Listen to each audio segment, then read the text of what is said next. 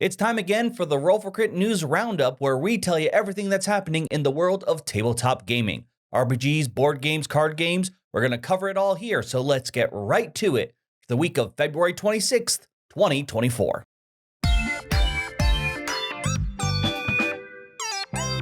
Our first story is a bit of catch up, but also relates pretty well with actually last week's news roundup, and this involves the large company Funko.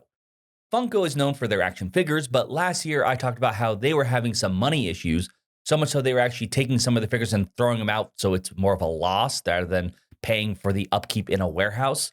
Well, it seems unlike the other companies, Hasbro and the Embracer Group we talked about, they decided that their board game arm wasn't worth it. They dissolved it and sold basically the rights and assets of the games to Goliath Games.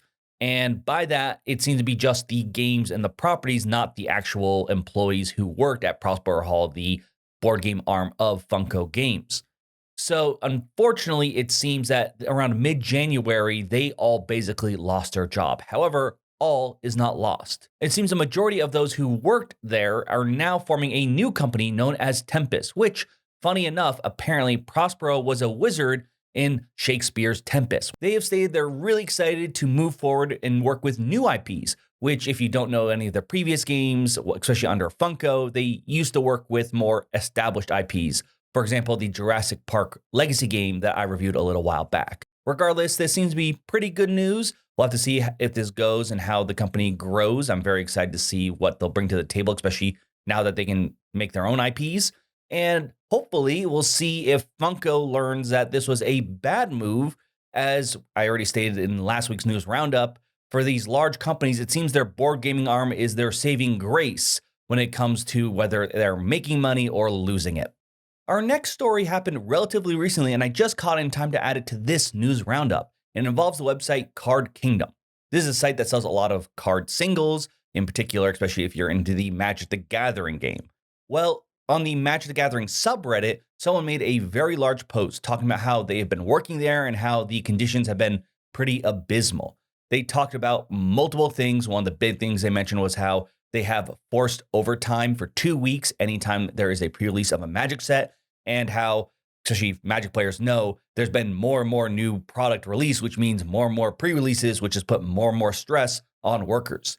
The post states that there has been huge turnover, there isn't really much training, and there have been more mistakes made in orders. Also stated how there were issues about how paid time off was handled, whether it was if you're sick or whether you're getting paid, as I said, in those 2 weeks before. This is obviously something not a lot of people like to hear about, especially from where they buy any kind of product. And I will say that Card Kingdom actually made a response shortly after.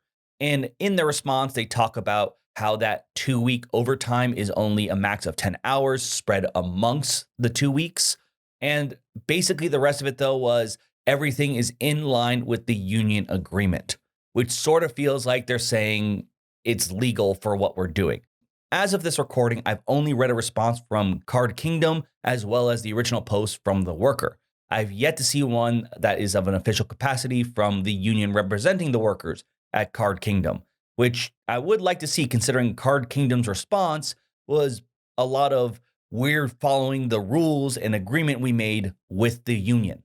So I would like to see if the union could make an official response stating like, yes, they are following it. This is what we agreed upon and this is how it works. Or they're stretching the truth. It's being our words twisted and finding loopholes, or more likely than not, some mixture of the two. Regardless, input from another party, especially one that's being named in a way, would be nice. But it is no surprise because already last year we were talking a lot about unions being formed, not just in generally, but like in the board gaming hobby. In particular, card singles. Last year we talked about TCG Player trying to get a union formed and a lot of road bumps they were having with that.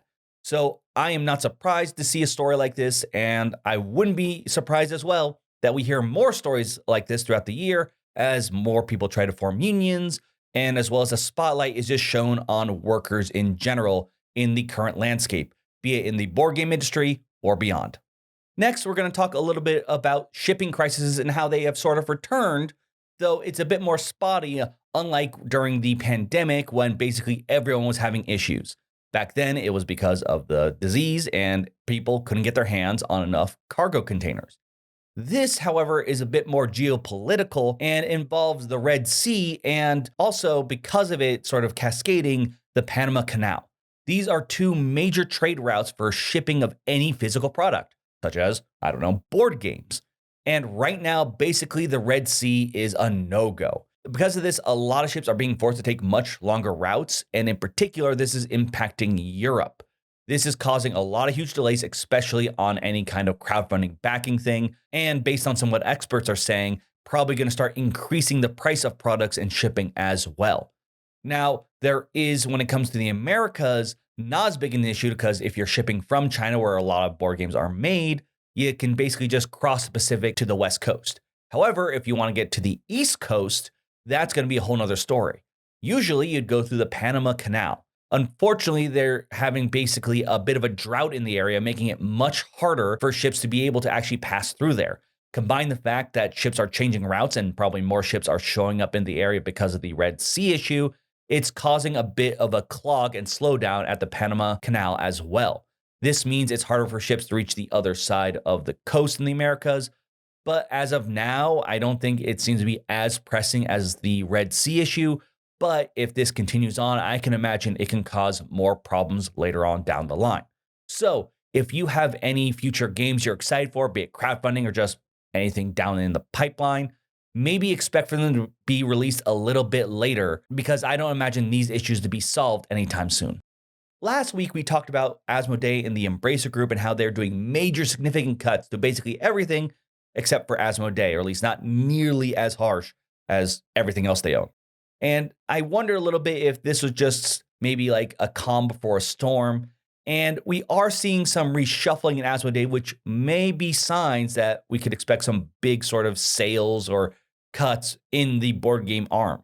Now, this is not new, but these big shifts are just worth talking about. And that is that the games Camel Up, the Great Western Trail series, as well as Village are being moved from their original company to a different subsidiary, Lookout Spiel.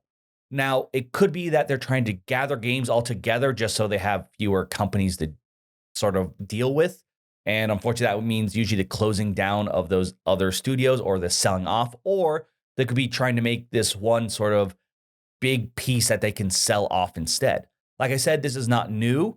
In fact, just the idea of making games, if you look at Fantasy Flight, I've had this conversation with so many people how, like, when Roll for Grit started, they had this huge library of games, and now most people only know them for their LCGs. So the question remains, is this just them trying to clean up house a little bit, or is this them preparing to slice Asmodee up in order to make back some of the money that they currently owe? So for now, it's not saying that these games are going out of print, but they will have a new company label. I don't know if that means also new production and pieces inside. So if any of the titles I mentioned before sound interesting to you, maybe try to get your hands on a copy just to be safe. And finally, the finalists for the Cardboard Edison Awards for 2024 have been announced. If you don't know, this award is designed to help people designing games. So each of the nominees that are submitted are for games that have not been made yet. The judges will look over the games and pick finalists, and right now there are 14. You can actually watch videos of the 14 games if you want to check out by going to their website. And later, a winner will be chosen, and hopefully will actually have their game made and maybe come visit your table. So take a look, see what ideas people have for board games, and maybe something you may want to keep an eye out for in the future. All right, now let's get on to game announcements. First, we have a new Catan, this one titled Catan New Energies. This is actually a game that will have the classic Catan mechanics, but are throwing in ways for you to deal with energy management as well as global warming. This is planned to be released sometime in the second quarter of this year. Then we have Rebuild Chicago, a sequel to Rebuild Seattle, which is aimed to be released sometime next year in March. From there, Gale Force 9 actually made 3 announcements.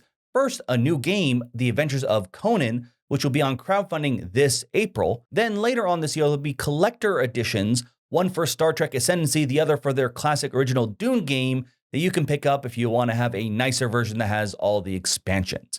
From here, we actually have 2 big news from Cephalofair involving the Frost Gloomhaven line. First, the second edition of Forgotten Circles is going to be released this April. They did a crowdfunding project for the second edition of Gloomhaven, so now you can pick up that expansion to more match your second edition of Gloomhaven as well. But the other item is a map book for Frosthaven. This will actually be more similar to Jaws of the Lion. We actually did a video on that, but if you don't know, basically instead of tiles, you'll have a book they can flip through that will have the entire scenario map on there. I think it sounds really cool, and as of now, it is planned to be released sometime in the second quarter of this year. Paizo is teaming up with Catalyst Games to make a new deck builder titled Runefire.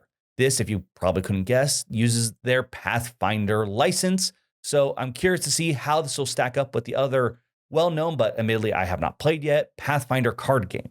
In RPG news, first we have an officially licensed Tomb Raider RPG that's coming out from Evil Hat Productions. And we have not a new, but a second edition of the Star Trek RPG announced from Modiphius Games. This is planned to be released actually at this year's Gen Con with a beginner kit released later on in the year.